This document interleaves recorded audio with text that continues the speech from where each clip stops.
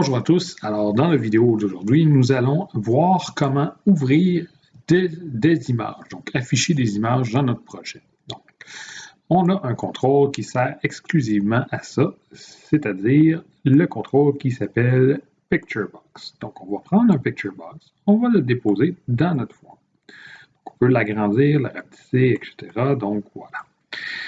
Le Picture Box, on va le nommer avant de faire quoi que ce soit. Donc, on va aller dans les propriétés, on va monter en haut jusqu'à son nom et on va nommer le préfixe pour une Picture Box, c'est PIC, et on va l'appeler image. On va charger une image là-dedans. Voilà. Donc, maintenant, le Picture Box a quelques petites propriétés très intéressantes. Donc, la première, naturellement, et surtout la plus utile, si on descend et on va voir la propriété Picture, ou plutôt image. Si on clique sur les trois petits points, on peut aller charger une image. Donc, on va aller charger, par exemple, on va aller dans Windows et on va prendre, je ne sais pas moi, une image, par exemple, celle-ci. Voilà. Mais là, vous voyez que je ne vois pas l'image au complet, parce qu'en réalité, mon image est beaucoup trop grande pour pouvoir la voir au complet. Donc, pour ça, il y a plusieurs propriétés intéressantes. Donc, si on va dans les propriétés encore une fois, et on va voir la propriété Size Mode. Donc, Size Mode, présentement, est anormal. Ça veut dire que l'image va être affichée le plus possible en partant de son coin haut gauche. Hein? Donc là, comme c'est une énorme image, je ne peux même pas l'agrandir assez pour qu'on la voie au complet. Donc, ouais, on commence à la voir, vous voyez? Donc, c'est vraiment trop gros. Donc, ce que je vais faire, OK? Donc, ça, c'est le mode normal. Donc, ce que je vais faire, c'est que je vais aller dans Size Mode et je vais la mettre, par exemple, à Auto Size. Ça veut dire que la zone d'image va s'agrandir pile la bonne grandeur de l'image. Ça reste encore beaucoup trop gros pour notre projet. Si je retourne dans Size Mode, on va la mettre, par exemple, à Stretch Image. Ça veut dire que l'image va s'ajuster pour la grosseur de la zone d'image que je désire. Donc, supposons que je prends l'image et que je grossis la zone d'image comme ceci. Vous voyez que l'image suit, mais je vois l'image au complet. Donc, voilà. Très intéressant. Donc, pour changer cette propriété-là, c'est dans la propriété, et c'est la propriété qui s'appelle Size Mode, où on peut aussi cliquer sur la petite flèche ici et choisir le type de propriété que l'on désire, et aussi choisir une image. Je pourrais prendre par exemple le logo du collège. OK, donc si je le mets à normal, vous voyez que le logo est gros, mais beaucoup plus petit malgré tout que l'image précédente. OK, je pourrais lui dire stretch pour voir au complet le logo. Même si je ratisse la zone d'image. Ça, c'est bien beau. Mais on aimerait ça pouvoir que ce soit l'utilisateur qui choisisse l'image dans le fond. Donc, ce qu'on va faire, c'est qu'on va se rajouter un petit bouton. Donc, un bouton, on va aller nommer ce bouton-ci, qu'on va nommer par exemple BTN Parcourir. On va changer son texte. Donc, texte, on va l'appeler Parcourir. Voilà, on pourrait le grossir un petit peu pour que ce soit visible pour tout le monde sur YouTube. Donc, on va grossir un petit peu à 14, par exemple. Voilà. Donc, j'ai un beau bouton Parcourir. Donc, ce bouton-ci, quand on va cliquer dessus, on va vouloir faire quelque chose. Donc, on va utiliser un nouveau contrôle qu'on va trouver dans la boîte à outils, encore une fois, et si on descend. Donc, on descend, on va voir d'autres catégories. Donc, on va aller chercher la catégorie dialogue.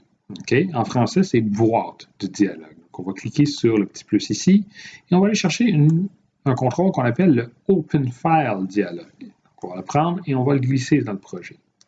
Donc, le Open File Dialogue, comme c'est un contrôle invisible, hein, on ne peut pas le voir, on ne peut pas le placer à un endroit particulier dans notre forme, il va apparaître ici en bas. Okay? Donc, on le sélectionne en cliquant dessus et on va aller dans ses propriétés, changer son nom. Donc, un Open File Dialogue, son préfixe, c'est OPN. Donc, on va l'appeler OPN Parcourir. Voilà. Donc, maintenant, quand je clique sur le bouton, j'aimerais ça ouvrir l'Open File Dialogue. Donc là, on va créer l'événement. Clique sur le bouton.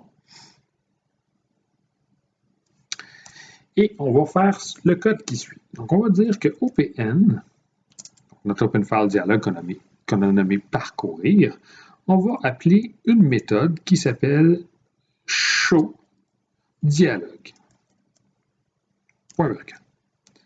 Voilà, on va exécuter ça juste avec cette ligne de code-là. On va voir ce que ça donne. Si je fais sur Play, ça compile.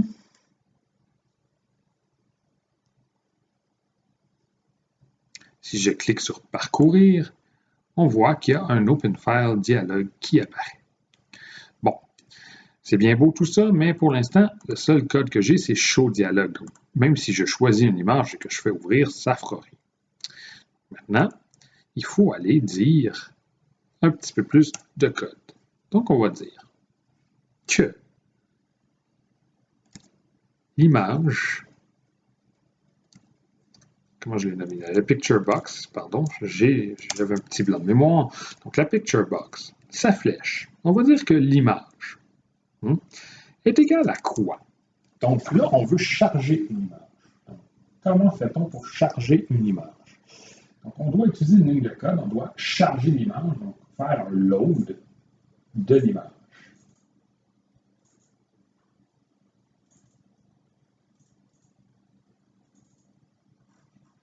Donc, je suis désolé, il y avait un petit chat tannant.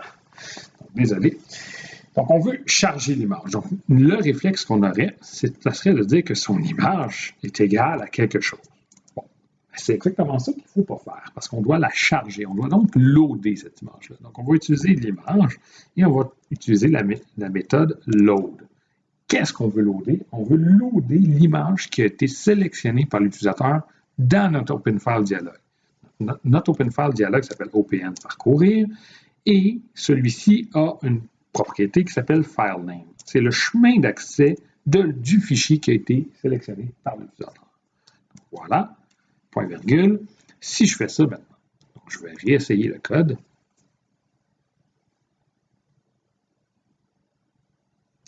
Parcourir. Et je vais choisir par exemple routage. Voilà, j'ai du routage. L'image a chargé. Par contre, qu'est-ce qui se passe si je clique dessus, que je sélectionne un dossier, puis je fais ouvrir un dossier, puis que je vais sélectionner, mettons 1.c. Bon, qu'est-ce qui se passe? Ça plante, parce que la picture box essaie de charger un fichier .c. Donc, ce n'est pas une bonne idée. Donc là, il faut un peu débugger le tout. On va arrêter le débugage. Là, j'ai dit charge, bête et méchant, peu importe ce que l'utilisateur a sélectionné. Donc, il faut éviter ceci. La première chose qu'on va faire, c'est qu'on va aller dire, je ne sais pas si vous avez remarqué, mais quand je clique sur parcourir, par défaut, il y a quelque chose ici. Le nom du fichier a déjà quelque chose, c'est Open File Dialog. C'est sûr que si j'essaie d'ouvrir Open File Dialog, ce n'est même pas un fichier qui existe.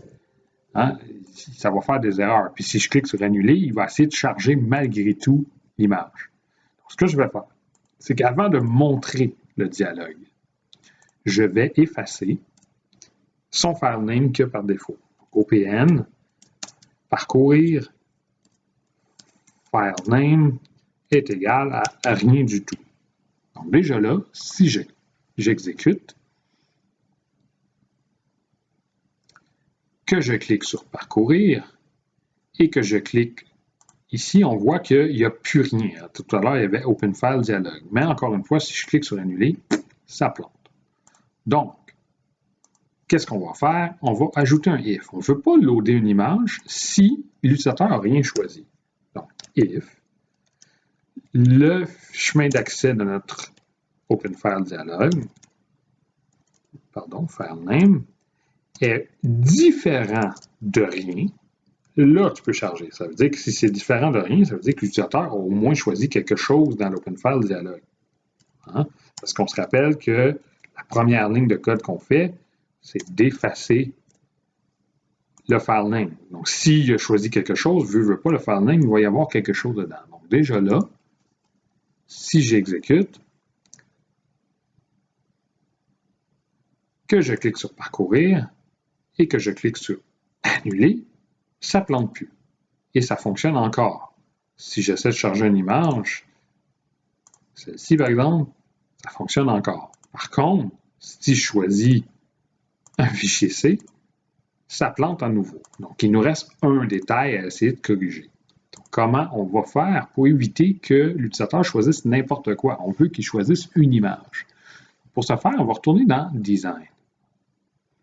On va choisir notre OpenFile Dialog et on va regarder les propriétés qui pourraient être utiles. Il y a ici la propriété Filter. Donc, on va filtrer. Une image, ça pourrait être, par exemple, un JPEG. Un JPEG, qu'est-ce que c'est que le JPEG? Eh bien, on met une barre verticale et on dit que les JPEG, c'est tous les fichiers, peu importe comment ils s'appellent, .jpg. Okay? On pourrait aussi y avoir des bitmaps. Donc, des bitmaps, on donne le nom. Barre verticale, c'est tous les fichiers, peu importe comment ils s'appellent, .bmp. Si je fais ceci, maintenant, donc quand j'appuie sur Play,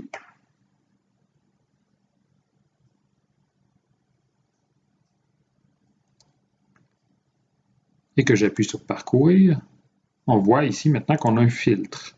Donc, je peux choisir des images. Donc, si je vais dans Images, c'est des JPEG qu'il y a ici, donc je pourrais choisir celle-ci, ou si je veux des bitmaps. OK? Donc, ça évite que l'utilisateur choisisse un fichier qui n'a pas rapport. Bref, un fichier qui n'est pas une image. Donc, j'espère que ceci vous a aidé à comprendre un peu comment jouer avec les images et aussi comment fonctionne l'OpenFile Dialog. Donc, on se revoit aux prochaines vidéos.